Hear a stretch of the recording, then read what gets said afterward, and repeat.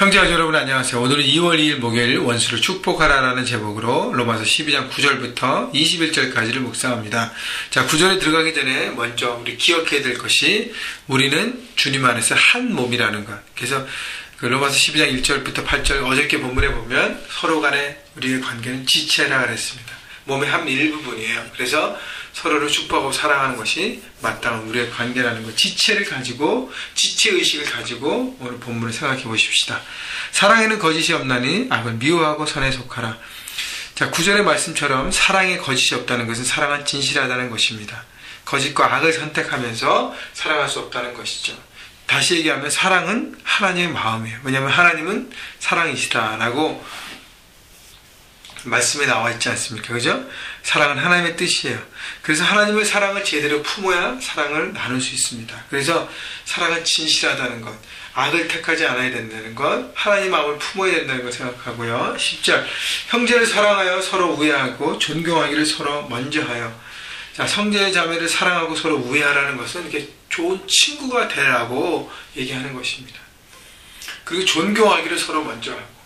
존경한다는 것은 다른 사람의 다른 부분에 대해서 이렇게 언어해 주는 것이죠. 리스펙해 주는 것이죠.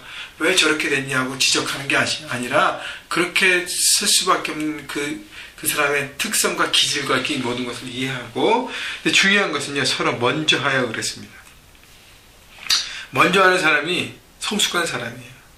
다른 사람의 태도나 환경과 그 사람의 어떤 반응에 따라 움직이는 사람이 아니라 주님의 말씀처럼, 주께서 보여주신 것처럼 그냥 먼저 사랑하고 섬기는 것입니다.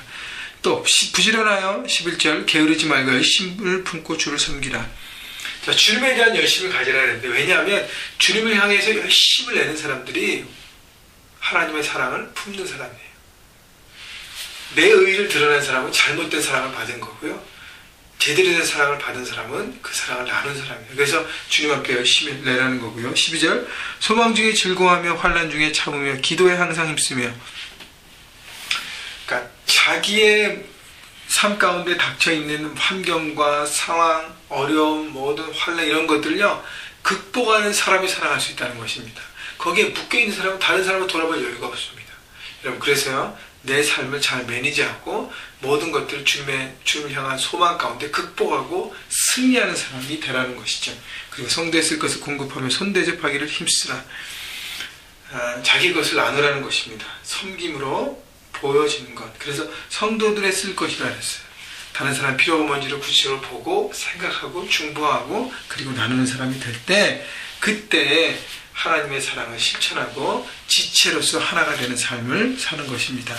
14절, 너희를 박해하는 자를 축복하라. 축복하고 저주하지 말라. 즐거워하는 자들과 함께 즐거워하고 우는 자들과 함께 울라. 너희를 박해하는 자를 축복하라는 것은, 여러분, 이것을 유대인과 헬라인의 관점에서 생각해보고, 또 로마에 있는 크리스찬들이 어떻게 해요? 로마로부터 큰 박해를 받았습니다. 그래서 로마 사람들 생각할 때 원수로 생각했고요. 또 유대인과 이방인들이 갈등하면 서로에 대해서 원수 같은 생각이 들었습니다. 근데 그들에 대해서 어떻게 해요? 서로 미워하는 마음과 증오의 마음을 품지 않고 그들을 어떻게 해요? 축복하라고 얘기하는 것입니다. 축복하는 것. 왜냐하면 축복이 악을 선으로 이기는 방법의 구체적인 방법이라는 것이죠. 축복하는 것. 자, 즐거워하는 자들과 함께 즐거워하고 우는 자들과 함께 울라. 그들의 잘됨을 기뻐하고, 우리는요, 사촌이 땅에서 하면 배가 아프잖아요. 그죠? 그러면 사랑이 아니라는 것입니다. 다른 사람이 잘 되는 것을 바라보고 기뻐하고 즐거워하는 것. 여러분, 그때 내 삶도 잘 될 수밖에 없습니다. 왜냐하면 내가 선을 뿌리고 사랑을 뿌리고 축복을 뿌리기 때문에. 여러분, 뭘 뿌리냐에 따라서 우리 삶에 무엇을 거두냐가 달라집니다. 16절, 서로 마음을 같이하여 높은 데 마음을 두지 말고 도리어 낮은 데 처하며 스스로 죄 있는 채 하지 말라는 것이죠. 다시 말하면 겸손함인데, 먼저 믿은 사람, 특별히 유대인이나 로마이나 이 안에서 먼저 믿은 사람들이 나중에 믿은 사람들을 박해하고 교만함으로 정죄하고, 특히 유대인들이 이방인들이 더 많이 그랬는데, 그래서 여러분, 아는 척하고 잘난 척하고 그 모든 것들을요, 잘못됐다고 얘기하는 것이죠. 진실하게 자신의 실수도 인정하고 진실한 관계를 유지하고 낮은 마음으로 그들의 서로를 품고 서로를 중보하는 사람이 되라는 것이죠. 17절, 남에게도 악을 악으로 갚지 말고 모든 사람에게 선한 일을 도모하라. 18절 할 수 있거든 너희로서는 모든 사람과 더불어 화목하라. 모든 사람과 화목하는 거 참 어려워요. 그렇기 때문에 18절 뭐라고 시작합니까? 할 수 있거든. 안 되는 거 다 안다. 잘 안 되는 거. 그러나 노력하라는 것이죠. 누구와도 인생을 찡그리지 않고 내 마음에 막 쓴뿌리가 없을 수 있는 관계를 유지하라는 것이죠. 특별히 교회 안에서, 여러분 직장 안에서 매일매일 만나는 사람과의 관계 가운데 관계가 묶여있는 사람이 있다면 내 마음 가운데 용서하고 풀어내라는 것입니다. 19절 하반절에 보면 원수 갚는 것이 내게 있으니 내가 갚으리라고 주께서 말씀하시니라. 자, 하나님께서 뭐라고 말씀하세요? 원수 갚는 것은 내게 있다. 저 사람이 내게 악을 하고 막 나쁜 것을 해서 내 마음에 막 증오심이 있을지라도 그를 축복하려고 애를 쓰라는 것이죠. 내 안에 독을 풀어내라는 것입니다. 원수 갚는 건 하나님께서 그 모든 것은 카운터하시고 다 심판하신다고 말씀하시는 거예요. 그래서 마지막에 뭐라 그래요? 내 20절 21절 내 원수가 줄이거든 먹이고 목마르거든 마시게 하라.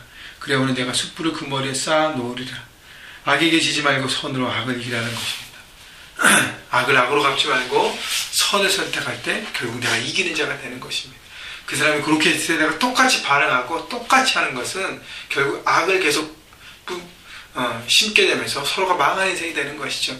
내가 더 어른이 되라는 거예요. 내가 하나님의 사랑을 먼저 받은 사람처럼 성숙함으로 나갈 때 우리는 악을 선으로 이길 수 있습니다.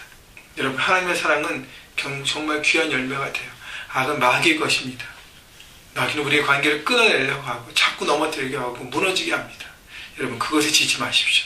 사랑으로 덮고 품고 나갈 때 우리는 승리할 수 있습니다.